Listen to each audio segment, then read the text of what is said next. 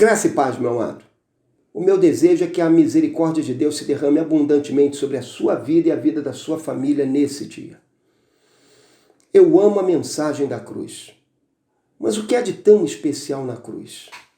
A cruz não é um instrumento de dor e sofrimento, de infâmia e vergonha.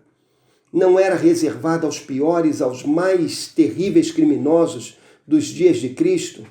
Sim, mas a cruz também fala da vitória de Cristo sobre os poderes das trevas. A cruz fala da maneira como Jesus tornou-se o nosso Salvador, como Jesus tornou-se o Redentor de todo aquele que nele crê. Essa mensagem é revelada lá em Colossenses 2, 13, 14 e 15. E quando nós olhamos para esse texto, nós percebemos que na cruz todos os nossos pecados foram perdoados. Diz assim a palavra de Deus: e a vós, quando ainda estáveis mortos nos vossos pecados e na incircuncisão da vossa carne, Deus vos deu vida juntamente com ele, perdoando todos os nossos pecados. Que coisa fantástica! Nós vivíamos mortos para Deus, mortos em nossos pecados, mortos para a vida espiritual. Então veio Jesus e deu a sua vida na cruz do Calvário. Mediante o sacrifício dele, nós alcançamos perdão para os nossos pecados e alcançamos vida da parte de Deus. Quando Jesus morreu na cruz, Deus lançou sobre ele os nossos pecados, Deus lançou sobre ele o nosso castigo, Deus lançou sobre ele a nossa culpa. Ele, o justo e imaculado Filho de Deus, morreu em nosso lugar. E agora, quando nós olhamos para ele e nos voltamos em fé para ele, nós alcançamos o perdão para os nossos pecados. E também, por intermédio dele, Deus nos concede vida. Não é apenas a existência que nós temos, é a vida. Vida com significado, vida abundante, vida da parte de Deus, vida que nos é dada em Cristo, vida que experimentamos na comunhão do Espírito Santo de Deus, vida espiritual, como fruto da morte de Cristo na cruz. Da cruz flui vida e perdão para todo aquele que crê em Jesus. Mas também na cruz, Deus quebrou o poder da sua lei contra nós. É preciso que nós lembremos isso. A lei de Deus é boa. O propósito de Deus é que a lei fosse um instrumento para o nosso crescimento e enlevo espiritual. Porém, o pecado entrando em nosso coração transformou a lei em um obstáculo em nossa vida, em uma fonte de condenação. Porque a lei diz não matarás e nós matamos. A lei diz não furtarás e nós furtamos. A lei diz não adulterarás e nós adulteramos. A lei diz não cobiçarás e nós cobiçamos e usamos até de meios vis, artifícios vis para conquistar aquilo que cobiçamos. Assim, a lei nos condena. Agora, leia o que diz o verso 14, fala assim: e apagando a escrita de dívida que nos era contrária e constava contra nós em seus mandamentos, removeu-a do nosso meio, cravando-a na cruz. Sabe, todos aqueles erros que nós temos cometido, eles estão em um registro de dívida. É como se Deus anotasse todos os nossos delitos, todos os nossos pecados, porque haverá um dia de juízo e nós seremos justamente julgados por tudo aquilo que temos feito.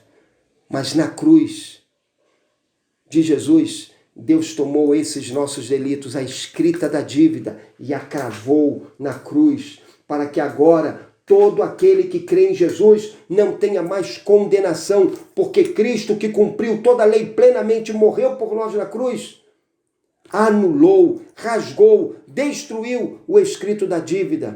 E agora a lei já não tem mais poder contra nós. Vamos deixar de cumpri-la? Não, vamos cumpri-la.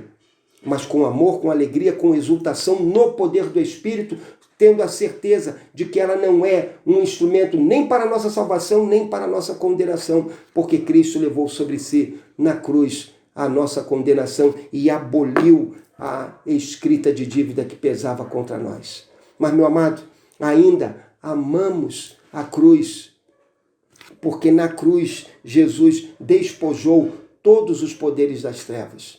Olha o verso 15, ele fala assim: e tendo despojado os principados e potestades, os expôs em público e na mesma cruz triunfou sobre eles. Poderes e principados falam de anjos caídos, demônios, espíritos malignos que estão operando contra o homem e contra o reino de Deus sob a liderança de Satanás. E esse texto bíblico diz de modo tão claro que Jesus os despojou de todo o seu poder. A imagem é a imagem de um cortejo de vitória, um general voltando para o seu lar vitorioso contra os seus adversários caminhando à sua frente, agrilhoados. Perderam a liberdade, não têm mais nenhuma glória, foram despojados de todo o seu poder e glória. E agora o general triunfa sobre eles e manifesta o seu triunfo a todo o seu povo amado. Assim Jesus fez. Jesus triunfou sobre o poder das trevas. Jesus triunfou na cruz sobre todo o poder do mal. O Filho de Deus veio para libertar aqueles que estavam oprimidos pelo maligno. O Filho de Deus veio para desfazer as obras do maligno. Na cruz, o inimigo de nossas almas foi condenado, porque Cristo triunfou sobre ele, Cristo triunfou sobre o poder do mal. E agora Cristo, mediante a fé na sua cruz, triunfa sobre todo o poder do mal na vida de todo aquele que crê no seu sacrifício, na vida de todo aquele que o recebe como Senhor e Salvador da sua vida. Por isso que Deus falou com Paulo, que Paulo deveria pregar o Evangelho para que os homens fossem libertos do poder de Satanás para uma vida nova na presença de Deus. Meu amado, eu amo a cruz, porque na cruz se revela o amor de Deus de maneira toda especial. Porque na cruz, Deus não poupou o seu próprio Filho, antes o entregou por nós, para por intermédio da sua morte na cruz, fôssemos salvos. Eu amo a cruz, porque na cruz se revela o poder de Deus para remir todo aquele que crê em Jesus. Eu amo a mensagem da cruz, porque na cruz meus pecados, os teus pecados, os nossos pecados são perdoados. Mediante a cruz, o Espírito concede vida aos nossos corações. Mediante a cruz, nós temos a liberdade que flui de Cristo. E o escrito da dívida que nos oprimia foi anulado, porque mediante a cruz nós vivemos uma vida de poder, de liberdade sobre todas as forças que nos eram contrárias. Eu amo a cruz, porque na cruz eu aprendo da grande vitória que Deus alcançou para todos aqueles que nele creem.